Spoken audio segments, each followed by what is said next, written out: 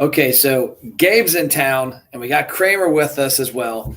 But you didn't know who Kramer was, did you? I didn't at the time. I do now.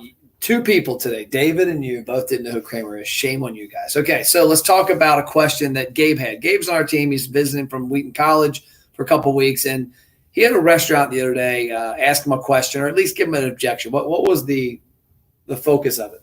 Yeah, so we were talking about building a database and the process of doing that, and he asked me, well, I'm slammed right now. It's probably not in my best interest to be marketing my restaurant at this time. Yeah. Let's break that down a little. So he's not wrong. If you're slammed and you're having a hard time servicing the customer you've got now, the last thing you want to do is invite too many in and give a bad experience. But there are ways to market a little differently. So my advice and what I told Gabe to talk to this restaurateur about was, okay, so right now you're busy. You're busy right now because there's demand. You're probably busy now because you have less employees doing the job because of all the unemployment benefits out there, which hopefully will start ending soon. But that's also a positive.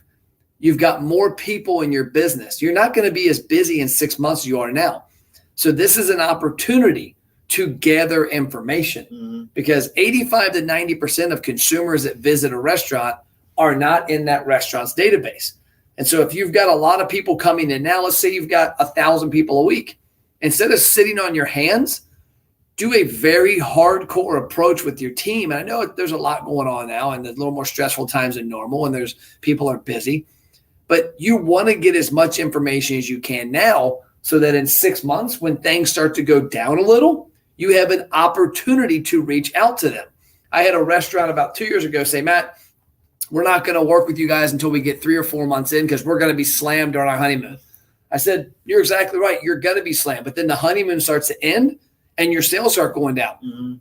Are you going to attack your sales when they're going down?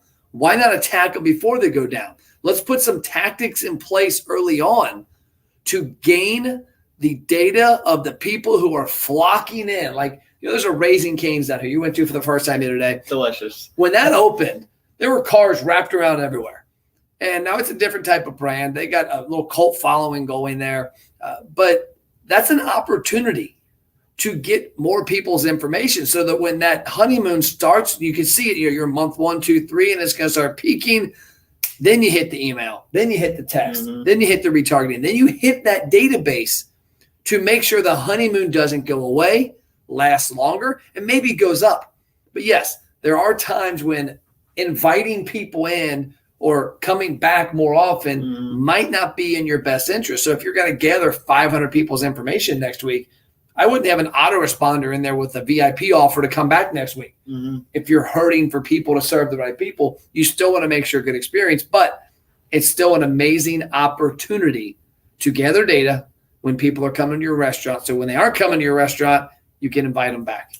Yeah, what I like to say on that is that a little tagline, you can use today's triumphs for tomorrow's troubles, right? And if you're taking advantage of the people in store, you can bring them back when they're not there.